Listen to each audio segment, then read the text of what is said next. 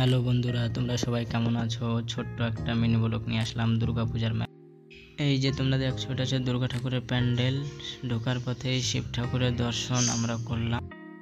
আমাদের দুর্গা মায়ের দর্শন করা হয়ে গেছে। এবার যাব আমরা মেলার ভেতরের দিক। চলো বন্ধুগণরা, মেলার মধ্যে যাচ্ছি এবার।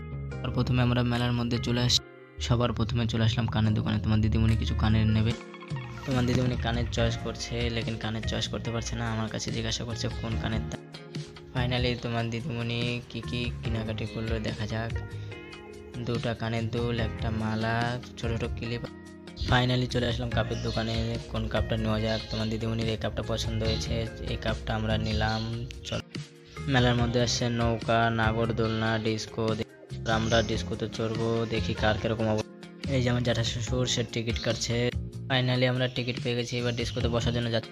ফাইনালি সিটে বসে গেছি। তোমার দিদিভাই অন্য সিটে বসে আছে। ওই যে তোমার দিদিভাই সামনে সিটে বসে আছে, হাই করছে। এদিকে আমি একটা সিটে একা বসে আছি। ওদিকে তোমার দিদিভাই খুবই মজা নিচ্ছে। বউ থাকতো আমি মেলার মধ্যে সিঙ্গেল।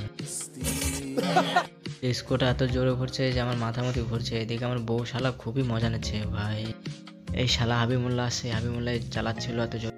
একে বললাম আস্তে চালাতে, আস্তে চালালো না। এখন আমার মাথা ঘুরছে, মনে হচ্ছে কি এক বোতল মদ খেয়ে আমি চল।